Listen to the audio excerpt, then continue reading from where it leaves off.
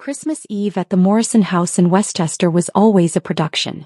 Mom went all out, 12-foot tree in the foyer, professionally decorated, catered appetizers from Manhattan, champagne flowing from the moment guests arrived at 6 p.m. I'd driven up from Brooklyn that afternoon, hitting traffic on the Hutchinson Parkway for 90 minutes. My phone kept buzzing with Slack messages. Our engineering team was doing a late-night deployment. Our sales team had just closed a $3.2 million contract with a healthcare network, and our CFO needed approval on Q1 budget allocations. But none of that mattered as I pulled up to the house in my Honda CR-V. Not fancy. Not impressive. Just reliable.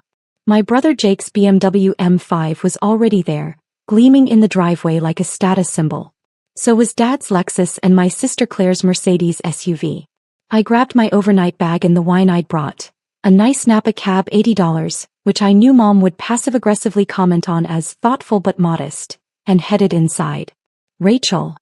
Mom appeared in a red cocktail dress and heels. She looked me up and down with barely disguised disappointment. You wore jeans. I glanced at my outfit. Dark jeans, a cream cashmere sweater and boots. Hi Mom. Merry Christmas. We have guests. The Andersons, the Chens, the Williamses. Couldn't you have worn something more festive? I'm festive. I'm here, aren't I? She sighed and took my wine. Well, come say hello to everyone. Your brother just got a promotion. Of course he did. The living room was crowded with family and friends. Dad held court by the fireplace, discussing his latest real estate development, luxury condos in Manhattan. Claire and her husband Brad were showing off photos of their new house in Connecticut. And Jake stood by the bar, surrounded by admirers, explaining his recent promotion to Senior Vice President of Sales at MedCore Solutions. Rachel. Jake spotted me and waved me over. There she is. My baby sister. I was 34. He was 37. But he'd been calling me baby sister my entire life, usually right before dismissing something I'd said. Hi Jake. Congratulations on the promotion. Thanks. It's been a great year. Just closed a $47 million deal with a hospital network in Boston. Biggest contract in company history. He turned to his audience. Rachel here works in tech. Don't you, Rach? I do. What's it called again? Your little startup. Cloud Medics. Right. Cloud Medics. He said it the way someone might say, adorable. What do you guys do again? Some kind of medical software. We provide cloud-based infrastructure for healthcare data management and analytics. Interesting. So like what IT support? Not exactly. We help hospitals and medical practices securely store, analyze, and share patient data across their systems. We integrate with EHRs, imaging systems, lab results, billing. Sounds complicated, Mr. Anderson interrupted. Is there a market for that? There is. Healthcare data is incredibly fragmented. We help solve that problem. Jake laughed. Rachel's being modest. Her company is basically a hobby, right, Rach? You work from your apartment. I work from our office in Manhattan. You have an office? He seemed genuinely surprised. We do. Near Bryant Park. How many people work there? Like 5. More than that. 10. 15. He was grinning now, enjoying himself. Claire and Brad had joined the conversation along with several family friends. We have 380 employees, I said quietly. Jake blinked. 380? Yes. Doing what exactly? Engineering, sales, customer success, operations, finance. Standard company functions. He exchanged a look with Dad. And this is profitable? Yes. How profitable are we talking? Like break even? Making a few $100,000. I could have told him. Right then. I could have said we just closed $127 million in revenue, that we'd raised $240 million across 3 funding rounds, that our last valuation was $680 million, that we had 847 healthcare clients including 12 of the top 20 hospital networks in America. But I didn't. We're doing fine, I said instead. Jake laughed again. Fine. Cute. Look, Rach, I'm not trying to be mean. But your little online thing isn't a real business. Not like what I do. MedCore has 4,000 employees globally. We generate $2.3 billion in annual revenue. We're publicly traded. That's a real company. Jake, Mom said gently, I'm sure Rachel is doing her best. I'm not saying she's not. I'm just being honest. Most startups fail. It's statistics. Rachel's been doing this for 6 years now? If it hasn't taken off by now, it's probably not going to. No offense. None taken, I said, even though offense was definitely taken. Maybe it's time to think about getting a real job, Dad suggested. Jake's company is always hiring. I'm sure he could make some introductions. Medcore would love someone with your technical background, Jake agreed. We need people who understand healthcare IT. I could get you an interview. Probably start you at $120,000, $130,000. Good benefits. Stock options. Real career path. Everyone was nodding encouragingly, like they were doing me a favor. Like I should be grateful. That's generous, I said carefully. But I'm happy where I am. Happy in your apartment working on your little online thing? Claire spoke up for the first time.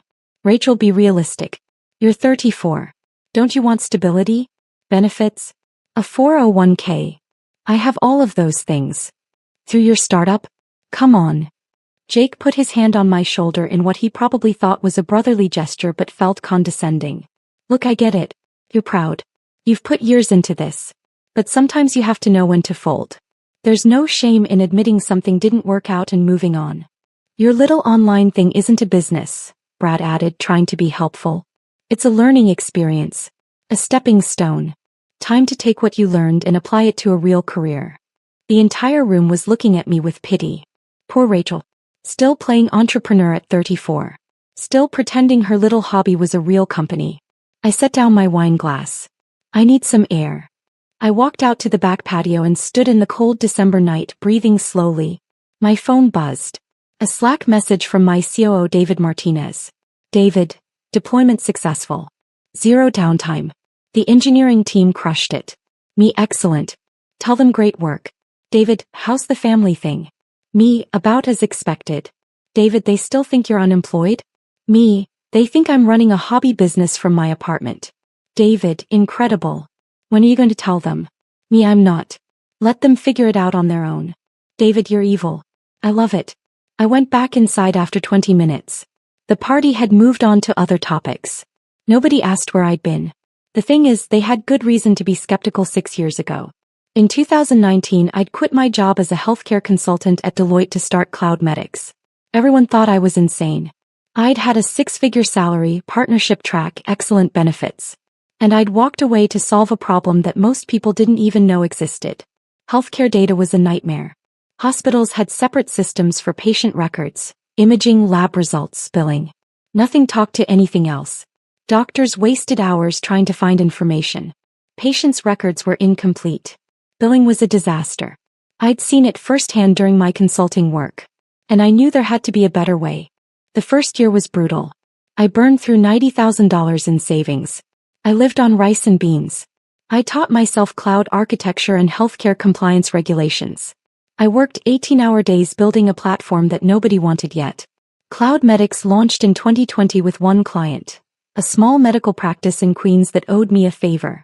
We managed their data for $500 a month. Then COVID hit.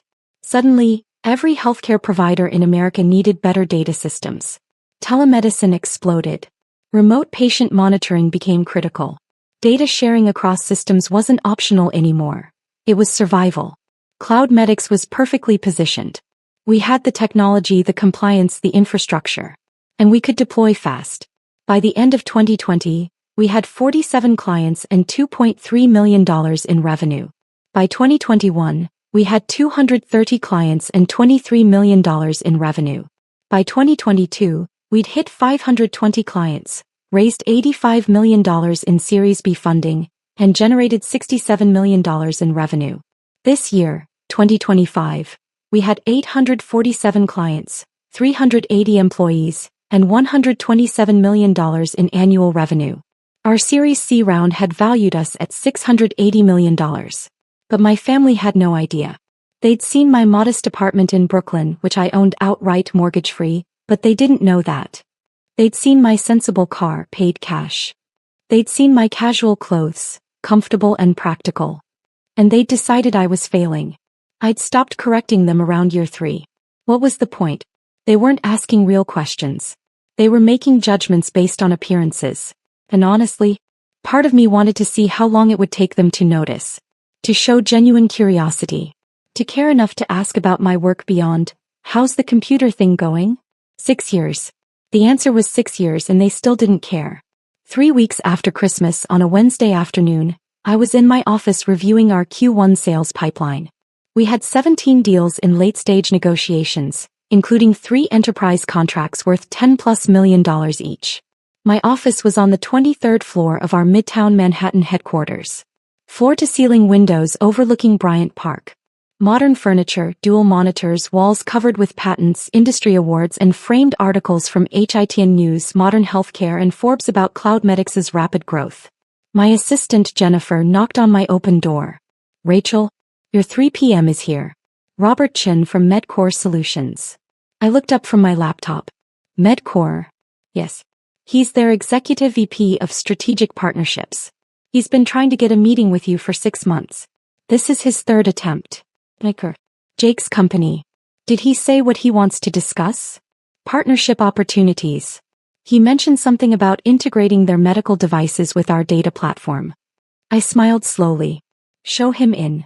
Jennifer left and returned 30 seconds later with a man in his mid-50s, wearing an expensive suit and carrying a leather portfolio. He was already talking as he entered. Ms. Morrison, thank you so much for finally agreeing to meet. I know your schedule is. He stopped mid-sentence. He'd just seen my face. The color drained from his cheeks. Mr. Chin, I said calmly. Please have a seat. He stood frozen in the doorway, his mouth slightly open. You're Rachel Morrison? I am. And you're Jake Morrison's boss, correct? Yes. I'm the Executive Vice President of Strategic Partnerships at MedCore Solutions. Jake reports to me. I know. He mentioned his promotion at Christmas. Congratulations on the Boston deal, by the way. $47 million. Impressive. Robert Chen's hands were visibly shaking as he walked to the chair across from my desk and sat down stiffly. He set his portfolio on his lap but didn't open it. Jake is your brother, he said slowly, like he was processing information in real time. He is. And you're the CEO of CloudMedix. Founder and CEO, yes. Jake never mentioned. I had no idea you were related. Jake doesn't know what I do. None of my family does, really. They think I run a small hobby business from my apartment. Robert Chin blinked several times. A hobby business. That's what they call it. My little online thing. He opened his mouth. Closed it. Opened it again. Ms. Morrison, Rachel, I need to apologize. At our office, Jake talks about his family occasionally. He mentioned he had a sister who plays entrepreneur with some tech startup. He made it sound like you were struggling. Like it was a side project that hadn't worked out. He thinks that because I let him think that. Why? Because he never asked what I actually do. None of them did. They saw how I dressed, where I lived, what I drove, and decided I was failing. They never bothered to Google my name or my company. They just assumed. Robert Chin ran his hand through his hair. Oh my God. Jake has no idea that CloudMedix is worth $680 million? No, he doesn't. I don't even know what to say. We've been trying to partner with CloudMedix for over a year. We see you as the future of healthcare data integration. We wanted to discuss embedding our device data directly into your platform. It would be huge for both companies. I'm aware. I've read your proposals. All 3 of them. And I've been considering it. Your medical device technology is excellent. Your market reach is impressive. A partnership could work. Could work, he repeated. Not will work. I need to be sure any partnership serves CloudMedix's mission and our clients' needs. That comes before everything else. Of course. Absolutely. He finally opened his portfolio and pulled out a presentation deck. I prepared a full proposal. Market analysis, integration specs, revenue projections. Mr. Chin, before we discuss business, I need to address something. He looked up. Yes. Jake can't know about this meeting. Not yet. What? I don't want him to find out I'm the CEO of CloudMedix from you. He'll find out eventually, but on my timeline, not yours. Rachel, with all due respect, Jake is one of my senior VPs. If we're going to partner with CloudMedix, he'll need to know. He'll be involved in the integration planning. Then we won't partner. He stared at me. You're serious? Completely serious. My relationship with my family is complicated. I'm not ready for them to know what I've built. Not yet. That's a deal breaker for Medcore, I understand. But those are my terms. Robert Chen sat back in his chair, processing. How long do you need? I don't know. Maybe a few months.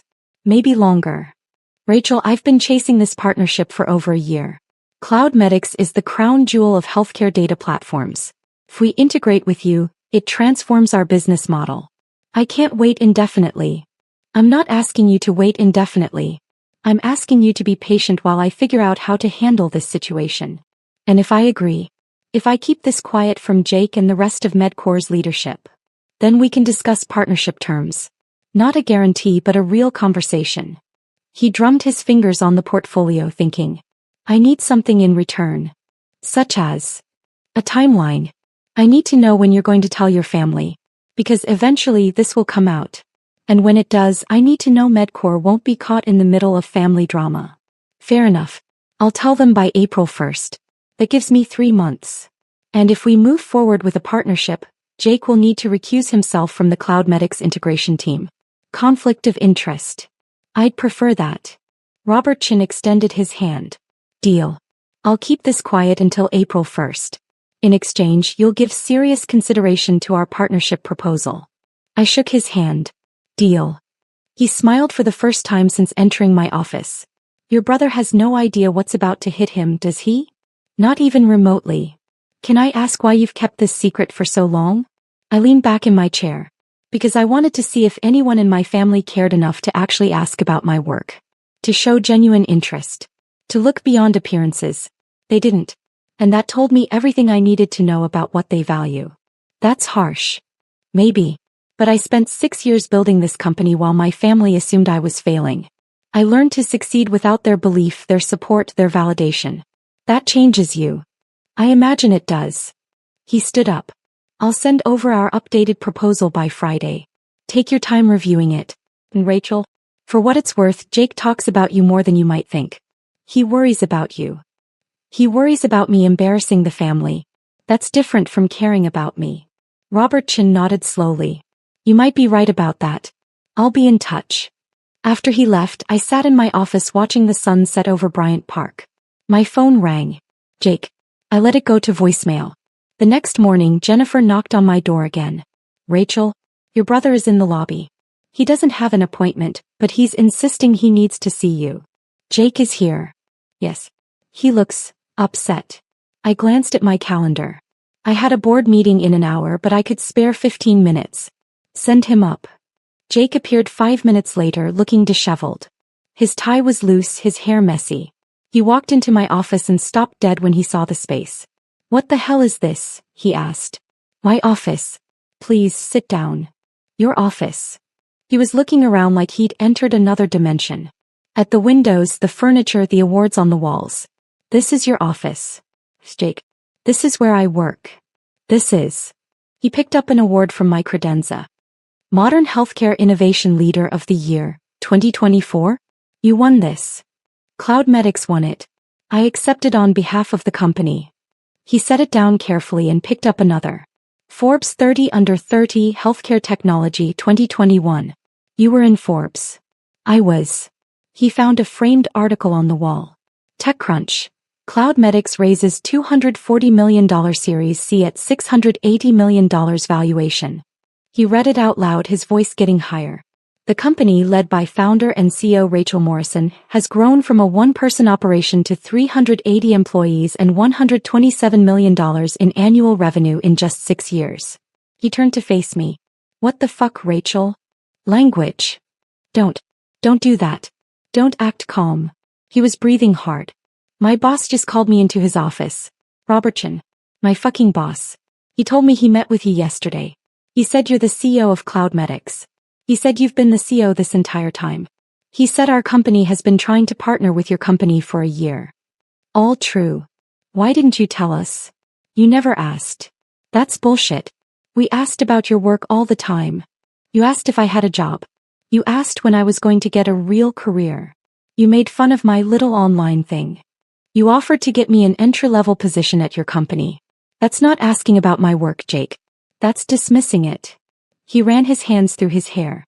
At Christmas I said, "Oh God, I said your startup wasn't a real business." "You did. In front of everyone." "Yes. And you just let me." "I did." "Why?" I stood up and walked to the window. "Because I wanted to see if you cared enough to look. To ask one real question about what I was building. To show actual interest in my life instead of judging it based on appearances. We cared. We were worried about you. You were embarrassed by me. There's a difference. That's not fair." I turned to face him. "Jake, you work in healthcare technology sales. CloudMedix is one of the biggest names in healthcare data platforms. We've been in the news constantly for the past 3 years. We've won awards. We've raised hundreds of millions in funding. We're your industry. And you had no idea I founded the company. That's not caring. That's not even basic curiosity." He sat down heavily in the chair across from my desk. "Oh my God. Christmas, I offered to get you a job. At Medcore. At $120,000 a year. You did. And your company is worth $680 million. As of our last funding round, yes. How much do you own?" 63%. He did the math in his head, his face going pale. That's over $400 million. On paper. I can't exactly spend it. Still. He looked up at me. "You're worth over $400 million and I offered to help you get an entry-level job. Senior level, actually. You said $120,000 to $130,000. That's not entry-level. Don't joke about this." "I'm not joking. I'm pointing out how absurd the situation is. You assumed I was failing without knowing a single fact about my company. About my revenue, my clients, my employees, my growth. You just decided I was pathetic and treated me accordingly." "I never said you were pathetic. You said my work wasn't a real business. You said most startups fail and it was time to give up. You said I was still playing entrepreneur at 34. What's the difference?" Jake covered his face with his hands. "I'm such an asshole." "You are. But you're not alone. The entire family thinks the same thing." "Does Mom know?" "Dad?" "No. They think I run a hobby business from my apartment just like you do." "When are you going to tell them?" "Eventually. When I'm ready." "Rachel, this is huge. You can't keep this secret forever." "I can keep it as long as I want. It's my company, my success, my choice." He looked at me with something like desperation. "What can I do? How do I fix this?" "You can start by actually asking about my work. Real questions. Not judgmental comments disguised as concern. Questions that show genuine interest in what I'm building and why it matters." Yes. He took a breath. "Tell me about CloudMedix. What do you do? How does it work?" I spent the next 45 minutes explaining my company to my brother. For the first time in 6 years, he actually listened. He asked questions. Real questions about our technology, our business model, our clients, our growth strategy. By the end, he was shaking his head in disbelief. "You built all of this. By yourself. While we all thought you were failing." "I had help. Great employees, supportive investors, early clients who took a chance. But yeah, I built it." "I'm so sorry, Rachel. For Christmas, for all of it. I should have believed in you. You should have been curious about me. Belief without knowledge is just blind faith." "Fair point." He stood up. "Can I tell you something?" "Go ahead." Robert Chin. My boss, he's been obsessed with partnering with CloudMedix for over a year. He brings it up in every leadership meeting. We need to integrate with CloudMedix. They're the future of healthcare data. I had no idea he was talking about your company. I had no idea my little sister was the CEO he couldn't stop talking about. How does that feel? Honestly, surreal. And humbling. And like I've been the world's biggest idiot for 6 years. Only 6 years. I'd say it's been longer than that. He laughed, a real laugh. "You're going to hold this over me forever, aren't you?" "Absolutely. I deserve it." He walked to the door, then paused. "Are you going to partner with Medcore?" "I'm considering it. Your technology is good. But I need to make sure any partnership serves my clients first." "Of course. That makes sense." He hesitated. "For what it's worth, I'm proud of you. I should have said that years ago. I'm proud of you." "Thanks, Jake." "When are you going to tell Mom and Dad?" "Soon. Maybe at Easter." "I haven't decided. They're going to lose their minds." "I know." After he left, I sat in my office for a long time processing. My phone buzzed. A text from David, my CEO. David, how'd it go with Jake? Me, about as expected. He's in shock. David, is he going to tell your family? Me, I asked him not to. We'll see if he can keep his mouth shut. David, $20 says he tells everyone within 48 hours. Me, deal. I think he'll last at least a week. Jake lasted 3 days. On Saturday morning my phone started blowing up. Mom, Dad, Claire. Everyone calling at once. I let them all go to voicemail. Finally Mom left a message. Rachel Marie Morrison, Jake told us everything.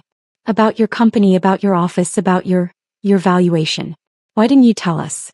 Call me back immediately. I called David instead. You owe me $20, he said immediately. Yeah. Jake cracked. 3 days. I'm actually impressed he lasted that long. What should I do? About what? My family. They all know now. So, let them process it. You don't owe them an immediate explanation. They're going to want to talk. Of course they are. But that doesn't mean you have to drop everything to make them feel better about underestimating you for 6 years. Take your time. He was right. I spent the weekend ignoring calls and texts.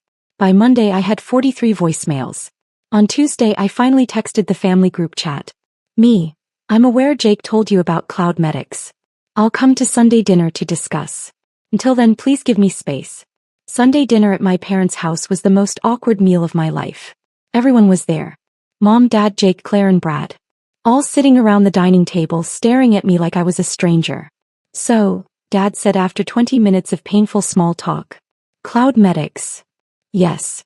$680 million valuation. That was our Series C round, yes. You own 63%. I do. That makes your stake worth roughly $428 million. On paper. I can't access that money unless we have a liquidity event. Mom set down her fork. Why didn't you tell us? You never asked. That's not an answer. It's the only answer I have, Mom. For 6 years I talked about my company at every family gathering. And every time you dismissed it. You called it a hobby. You suggested I get a real job. You compared me unfavorably to Jake and Claire. You never once asked what I was actually building. Because you lived in a tiny apartment. Claire interjected. You drove an old car. You dressed like a college student. How were we supposed to know you were successful? By asking. By showing curiosity. By caring enough to look beyond appearances. Dad shook his head. This feels like a test we didn't know we were taking. It wasn't a test. It was just life. My life. And you weren't interested in it. That's not fair, Mom said. We love you. We've always loved you. You loved the version of me you wanted me to be. You didn't love, or even try to understand, the person I actually was. Jake spoke up. She's right. I offered to get her an entry-level job at MedCore. At Christmas. In front of everyone. Like I was doing her a favor. I'm the senior VP of sales at her company's potential partner, and I didn't even know she existed. That's different, Dad said. How? Jake works in medical devices, not healthcare data. It's a different sector. Dad, Cloudmedix is in every major healthcare trade publication. We've been featured in Forbes, TechCrunch, Modern Healthcare. Rachel won Healthcare Innovation Leader of the Year. If I'd cared enough to pay attention to my own industry, I would have known who she was. The table went silent. So what happens now? Claire asked quietly. Now. I looked around at my family. Now you know the truth. I built something extraordinary while you all assumed I was failing. That changes our relationship. How? Mom asked.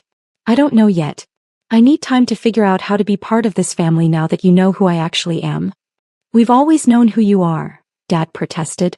No, you didn't. You knew who you assumed I was. Those are very different things. 6 months later, Cloudmedix partnered with MedCore Solutions on a landmark integration project worth $85 million over 5 years. Robert Chin led the negotiations. Jake recused himself from the project due to conflict of interest.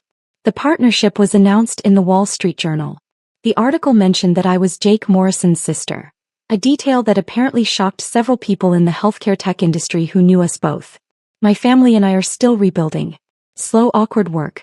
Mom asks about the company now. Real questions about our technology and our clients.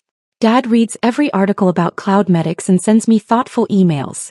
Claire and I have coffee once a month where we actually talk, not just exchange pleasantries. Jake became my biggest advocate. He tells everyone at Medcore about his genius CEO sister. It's a little much, but I appreciate the enthusiasm. Last month, Forbes ran a profile on me, the healthcare tech CEO who built a $680 million company in silence. They interviewed my family. Jake said, I underestimated my sister for years. That's my biggest regret. She taught me that quiet competence builds empires. Mom said, we didn't see what was right in front of us. We won't make that mistake again. Dad said, my daughter succeeded despite us, not because of us. That's something I have to live with. I framed all 3 quotes. Not because I needed their validation, I'd stopped needing that years ago. But because they were finally telling the truth. And truth, even delayed, is worth celebrating.